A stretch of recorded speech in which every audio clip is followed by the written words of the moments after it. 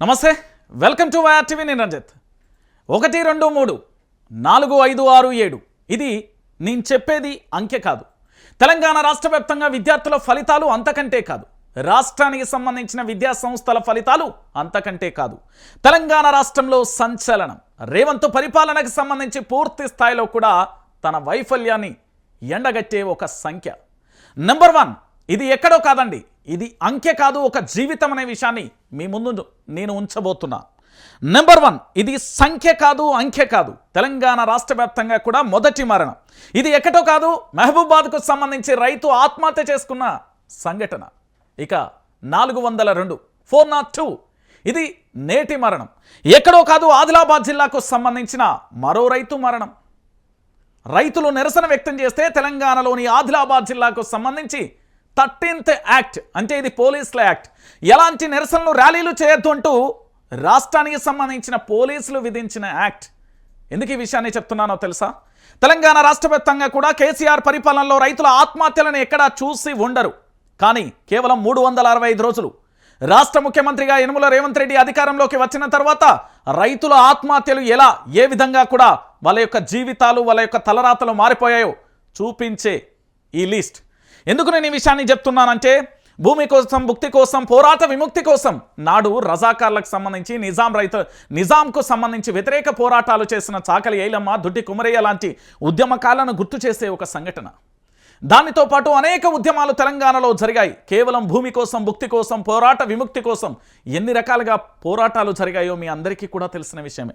ఇలాంటిది తెలంగాణలో నెంబర్ 1 మహబూబాద్కు సంబంధించి రైతు మొదటి ఆత్మహత్య నుంచి ఈరోజు 402 402 ఆదిలాబాద్ జిల్లాకు సంబంధించిన రైతుల ఆత్మహత్య సంబంధించిన ఒక ఎపిసోడ్. ఇది నేను ఎందుకు చెప్తున్నానంటే, తెలంగాణ ప్రాంత బిడ్డలారా, అన్నదాత గోడు ఆందోళన బాట ఏ విధంగా ఉందో కూడా చెప్పే ప్రయత్నం చేస్తున్నా. జై జవాన్ జై కిసాన్. రాజకీయ నాయకులు, పలు రంగాలకు సంబంధించిన గొప్ప గొప్ప వ్యక్తులు, మేధావులు మాట్లాడే మాట. కానీ ఈరోజు జై జవాన్ జై కిసాన్ అనే నినాదం ఏ విధంగా మారిపోయిందో మీ అందరికీ తెలుసు కదా. ఒకప్పుడు జై జవాన్ జై కిసాన్, కానీ నేటి నినాదం ఏంటో తెలుసా? రైతుల మరణ మృదంగం మారుమోగుతున్న తరుణం తెలంగాణలో కనబడుతుంది అని చెప్పడానికి ఒక సాక్ష్యం. ఇంత బాధాకరమైన సంఘటనను ఒక జర్నలిస్ట్గా కాదు, అనేక మంది జర్నలిస్టుల గొంతుకై మేము ముందుంచబోతున్నాను. ఈ విషయాన్ని యావత్తు తెలంగాణ సమాజం కూడా ఒక్కసారి ఆలోచించాలి. కాంగ్రెస్ ప్రభుత్వం వస్తే కరెంటు కోతలు వస్తాయి, కాంగ్రెస్ ప్రభుత్వం వస్తే నీళ్ళ బాధలు వస్తాయి, కాంగ్రెస్ ప్రభుత్వం వస్తే పత్తి కొనుగోలు నుండి వ్యవసాయంలో పండించిన పంటలకు కనీస మద్దతు ధర కూడా ఉండదు, కనీసం వాళ్ళని పట్టించుకునే నాథుడే ఉండడు. ఇలాంటి సంఘటన పునరావృతం అయినందుకు ఒకంత బాధతో, ఒకంత పూర్తి స్థాయిలో మార్పు పేరుతో అధికారంలో వచ్చిన కాంగ్రెస్ పార్టీని చూసి ఆశ్చర్యంతో మీకు ఈ విషయాన్ని చెప్పబోతున్నాను. ఒకసారి లిస్టును బయటపెట్టే ప్రయత్నం చేద్దాం. 400 నెంబర్ 1 నుంచి 402 వరకు కూడా రైతుల ఆత్మహత్యలు జరిగినాయి తెలంగాణలో కేవలం ఒక సంవత్సర కాలంలో కాంగ్రెస్ పార్టీ అధికారంలోకి వచ్చినప్పుడు. అంటే మీరు ఒక్కసారి ఆలోచించాలి. నేను ఎందుకు ఈ విషయాన్ని చెప్తున్నానంటే, తెలంగాణ ప్రాంత బిడ్డలారా, నేను చూపించే లిస్ట్ ఒక్కసారి చూడండి. నేనేమంటున్నానంటే, ధారావత్ వీరన్న 18/12/2023 మహబూబాద్కు సంబంధించి మొదటి మరణం కొనసాగింది. దీనికి సంబంధించి మళ్ళీ చూడండి. నెంబర్ 1 మొదటిది ధారావత్ వీరన్న 18/12/2023 మొదటి మరణం కొనసాగితే ఈరోజు అంటే నేటికి సంబంధించి పూర్తి స్థాయిలో కూడా మీరు చూడొచ్చు. ఇక్కడ పూర్తిగా కూడా తెలంగాణ ప్రాంత బిడ్డలందరూ కూడా ఆలోచించండి. అక్కడ కూడా ఇక్కడ రాథోడ్ గోకుల్కు సంబంధించి 19/1/2025 ఆదిలాబాద్కు సంబంధించి రైతు మరణం చోటు చేసుకుంది. అంటే తెలంగాణలో పంటలు పండించాలంటే నీళ్లు రావా? తెలంగాణలో పంటలు పండించిన దానికి మద్దతు ధర కల్పించలేరా? పంటలు పండించిన దాన్ని కొనుగోలు చేయడానికి ప్రభుత్వం ఎందుకు ఇంతలా పూర్తి స్థాయిలో ఇబ్బందులు పెడుతుంది? ఇక మరోవైపు ఇటు వ్యవసాయానికి సంబంధించి పూర్తిగా కూడా రుణమాఫీ చేయడానికి వీళ్ళకు వచ్చిన అడ్డంకులేంటి? వ్యవసాయానికి సంబంధించి పూర్తి స్థాయిలో బ్యాంకర్లు రుణమాఫీ చేయలేకపోయిందా? ఇటు మరోవైపు మార్ట్గేజ్తోని, మరోవైపు వ్యవసాయ రుణాలను తీర్చలేక, పంటల రాబడి లేకపోవడంతో రైతులు ఆత్మహత్య చేసుకుంటున్న హృదయ విదారకమైన సంఘటన ఈ తెలంగాణలో చోటు చేసుకుంది. అంటే మీరందరూ కూడా ఒకంత ఆశ్చర్యాన్ని వ్యక్తం చేస్తారు కావచ్చు. ఏడాదిలో కేవలం 402 రైతుల మరణాలు ఉంటాయా? అంటే రాష్ట్ర ప్రభుత్వానికి సంబంధించి ఒక్కసారి ఆలోచించాలి. రైతన్నలారా, ఆత్మహత్య పరిష్కారం కాదు అనేది నేను చాలా క్లారిటీగా చెప్తున్నా. ఎందుకంటే మీరు గనక ఇలాంటి సంఘటన చోటు చేసుకుంటే తెలంగాణ రాష్ట్ర వ్యాప్తంగా నాలాంటి ఎంతోమంది పిల్లల భవిష్యత్తు కూడా తలకిందులుగా మారిపోతుంది. ఇంకొక విషయం ఏంటంటే, ఇప్పటి వరకు పూర్తి స్థాయిలో కాంగ్రెస్ పార్టీ ఇచ్చిన అనేక అంశాలకు సంబంధించుకోవచ్చు. నేను ఒక్కొక్కటిగా చెప్తాను. రుణమాఫీకి సంబంధించి పూర్తి చేయమని బీఆర్ఎస్ పార్టీ పదే పదే పోరాటం చేస్తున్నది.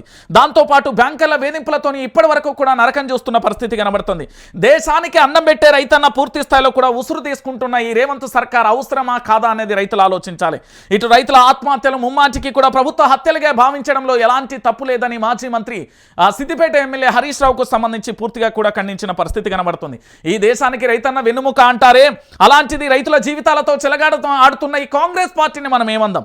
ఎందుకంటే ఇప్పటి వరకు కేవలం కాంగ్రెస్ పార్టీ ఏడాది పాలనలో 402 మంది రైతులు ఆత్మహత్య చేసుకున్నారంటే ఇంతకంటే ఘోరమైన పరిస్థితి ఇంకేముంటుంది?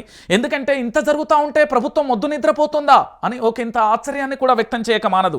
దీన్ని ఏమంటారంటే, తెలంగాణ రాష్ట్రానికి సంబంధించి మళ్ళీ చెప్తున్న ఆదిలాబాద్ జిల్లాకు సంబంధించి తలమడుగు అనే ఒక గ్రామంలో నిరసన వ్యక్తం చేస్తూ ఉంటే రైతులను అరెస్టు చేసి అక్కడ పోలీస్ యాక్ట్ పెట్టి 13th యాక్ట్ అనే పేరుతోని జిల్లాలో నిరసనలు చేయొద్దు, ఆందోళనలు చేయొద్దు అంటూ ఎక్కడికక్కడ పోలీసులు ఆదేశాలు జారీ చేస్తున్నారు అంటే, ప్రశ్నించే గొంతుకలను అనగదొక్కుతున్నారంటే, రైతుల వెన్నెముక్కను ఇరుస్తున్నారంటే మరి ఈ కాంగ్రెస్ పార్టీని ఏం చేద్దాం? రుణమాఫీ జరగకపోవడంతో రైతులు పూర్తి స్థాయిలో కూడా కలెక్టరేట్లు, ఇటు వ్యవసాయ కార్యాలయాలను బ్యాంకుల చుట్టూ తిరిగి వేసారిపోతున్నారే. ఇటు మరోవైపు కూడా ఉన్న భూమిని కుదవపెట్టి అప్పులు తెస్తున్న పరిస్థితి కనబడుతుంది. ఆ అప్పులను తీర్చలేక పూర్తి స్థాయిలో ప్రభుత్వం మార్పు పేరుతో కాంగ్రెస్ పార్టీ అధికారంలోకి వచ్చిన తర్వాత పూర్తిగా కూడా రుణమాఫీ చేస్తుందని వాళ్ళని ఆశ పెట్టి ఈరోజు వాళ్ళ జీవితాలతోనే ఆడుకుంటుంది. ఇంకోవైపు అన్ని వడ్లకు కూడా 500 బోనస్ ఇస్తామని చెప్పి మాట తప్పి కేవలం సన్నాలకు మాత్రమే అని చెప్పి అక్కడ కూడా సఫలీకృతం కాలేకపోయింది. అంటే కాంగ్రెస్ పార్టీ అనేది తెలంగాణ రైతుల పాలిట శాపంగా మారింది అని చెప్పడంలో కూడా ఎలాంటి ఆశ్చర్యం లేదు. ఇంకొక విషయాన్ని కూడా మీరు అందరూ కూడా ఆలోచించాలి. ఎద్దు ఏడ్చిన వ్యవసం దాంతోపాటు రైతు ఏడ్చిన రాజ్యం ఎక్కడా కూడా ఏ చరిత్రలో కూడా బాగుపడింది ఎక్కడా కూడా కనిపించలేదు. అలాంటిది తెలంగాణలో పూర్తి స్థాయిలో కాంగ్రెస్ పాలకులకు సంబంధించి పూర్తిగా మర్చిపోయినట్లున్నారు. నేను మళ్ళీ గుర్తు చేస్తా ఉన్నా. ఎందుకంటే ఎద్దు ఏడ్చిన వ్యవసం, రైతు ఏడ్చిన రాజ్యం ఎక్కడా కూడా బాగుపడలేదు. చరిత్రలో సువర్ణ అక్షరాలతో లిఖించబడిన ఒక అంశంగా నేను చెప్తున్నా.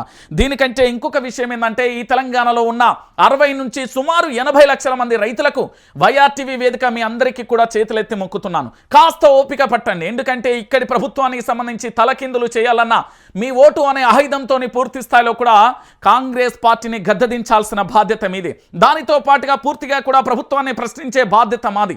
ఎక్కడికక్కడ మీకు అండగా నిల్చునే బాధ్యత మాది.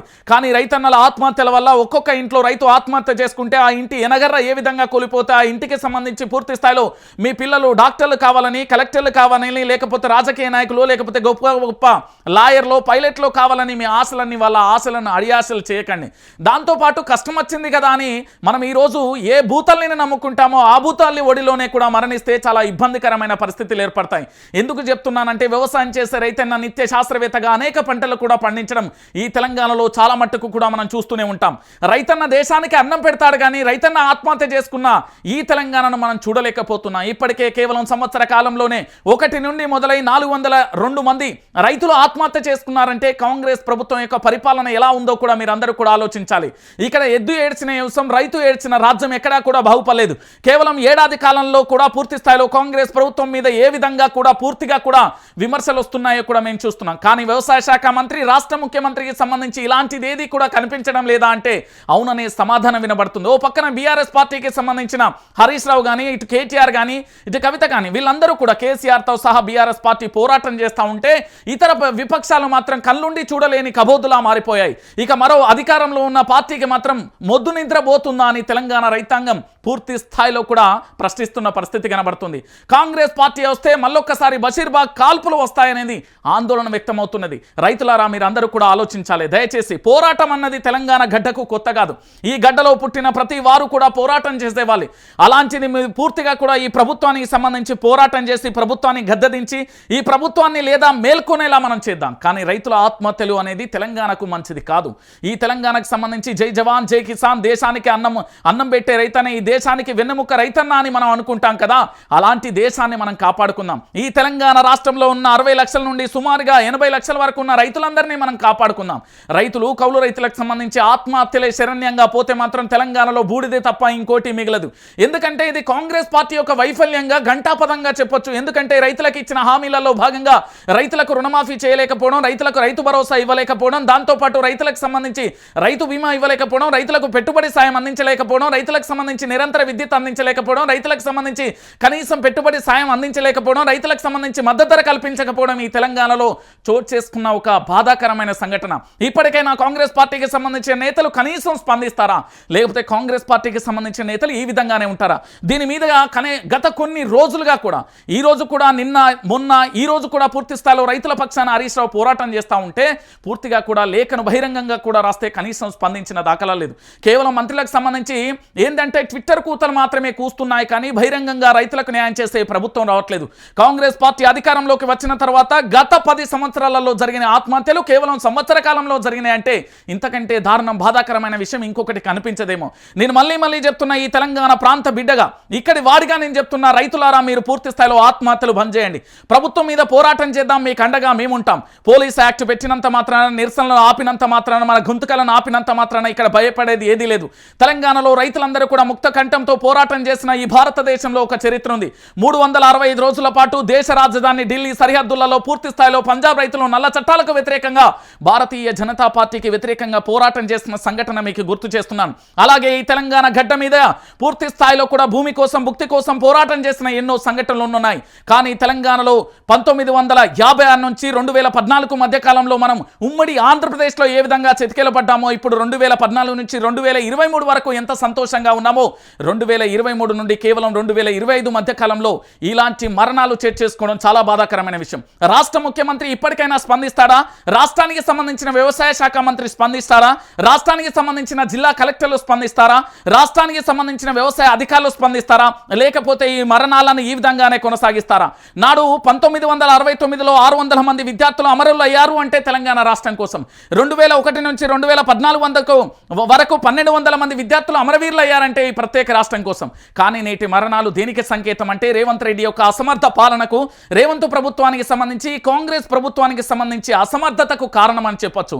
ఇదే జాతీయ పార్టీగా చెప్పుకునే కాంగ్రెస్ పార్టీ జాతీయ అధ్యక్షుడిగా ఉండే మల్లికార్జున్ ఖర్గే కావచ్చు, ఆ పార్టీకి సంబంధించిన రాహుల్ గాంధీ, సోనియా గాంధీ, ప్రియాంక గాంధీ ఏదో ఢిల్లీ నుండి వచ్చామా, తెలంగాణలో హాయ్ బాయ్ చెప్పామా, వెళ్ళిపోయామా అన్నట్టుగా కాదు. రైతుల పక్షాన పోరాటం చేసి వాళ్ళకి ఇచ్చిన హామీలు నెరవేర్చాల్సిన బాధ్యత ఈ కాంగ్రెస్ పార్టీకి ఉంది. అయినప్పటికీ కాంగ్రెస్ పార్టీ ఇప్పటికీ కూడా స్పందించకపోతే మనం ఏం చేస్తాం? ఇకనైనా ఈ ప్రభుత్వాన్ని నిలదీద్దాం, ముక్త కంఠంతో పోరాటం చేద్దాం. కానీ రైతు ఆత్మహత్యలు నివారిద్దాం, రైతుల పక్షాన పోరాటం చేద్దాం. అనేక మంది జర్నలిస్టులు కలిసి పూర్తి స్థాయిలో రైతుల పక్షాన నిలబడే తత్వాన్ని మనం బోధిద్దాం.